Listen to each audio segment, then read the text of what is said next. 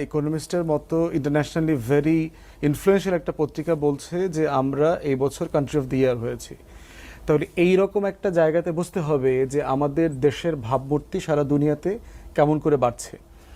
দ্বিতীয়ত দেখেন, জাতিসংঘের মহাসচিব এত লম্বা সময়ের জন্য আমাদের মতো একটা কম গুরুত্বপূর্ণ রাষ্ট্রে 4 দিনের জন্য সফরে আসছেন, এটা কিন্তু একটা আনপ্রেসিডেন্টেড ঘটনা।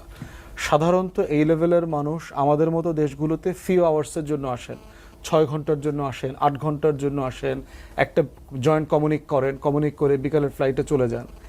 সেই মানুষটা দেখেন 4 দিনের একটা ট্রিপে আসছে। It gives significant message to the international community.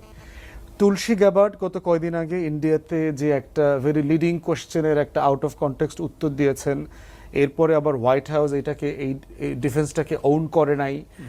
এরপরে দেখেন স্টেট ডিপার্টমেন্ট কিন্তু আবার ইউনূস সরকারের প্রশংসা করেছে যে মাইনরিটি প্রোটেকশনের ব্যাপারে সে যে উদ্যোগগুলো নিয়েছে।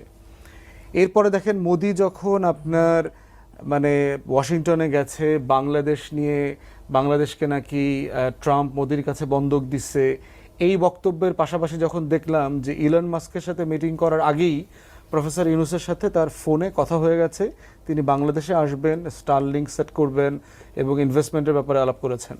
তাহলে আপনি যদি টোটাল বিষয়টা দেখেন যে বাংলাদেশে গত 7 মাসে যা যা হয়েছে, লাল সবুজের পতাকাকে রিপ্লেস করতে পারে এমন একটা পিকচার গত 53 বছর আগে কখনো হয়নি।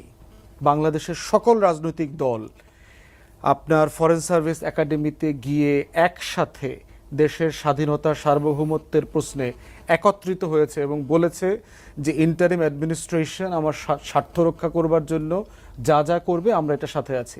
বিএনপি থেকে শুরু করে একদম ছোট দলটা পর্যন্ত, একদম ডানের এবং একদম বামের, যারা প্রতিদিন ফতোয়ার ভাষায় একজনের সাথে আরেকজন কথা বলে, তারা প্রত্যেকে গিয়ে সরকারের কাছে এই আস্থাটুকু বলে আসছে যে আমাদের স্বাধীনতা সার্বভৌমত্বের প্রশ্নে আমরা একমত। ইসকন যে কাজগুলো করছে, ভারতে আমাদের দূতাবাসের উপরে যে অ্যাটাক হয়েছে, অতএব সেই ছবিটার দিকে তাকান। আমরা কি এরকম একটা ছবি গত 53 বছরে অপপ্রচার চলছে? তাহলে এরকম জিনিস তো আমরা দেখি নাই। আমরা এই 7 মাসের ভিতরে সেটা দেখেছি।